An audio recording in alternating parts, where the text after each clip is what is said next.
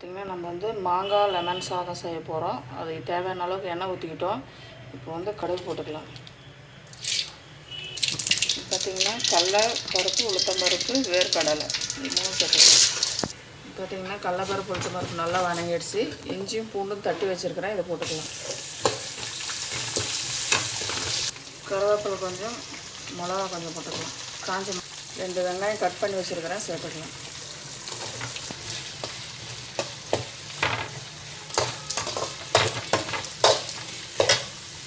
கொஞ்சம் மஞ்சத்தூள் ஆட் பண்ணிக்கலாம்.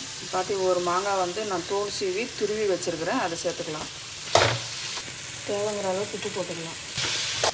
பார்த்திங்கன்னா 2 லெமன் கட் பண்ணி வச்சுருக்கிறேன், அதில் புளிஞ்சு போட்டுக்கலாம். பார்த்திங்கன்னா நல்ல மாங்காய் லெமன் எல்லாமே நல்லா வணங்கிடுச்சு. இந்த ஸ்டேஜில் சாதம் போட்டு பரட்டிக்கலாம்.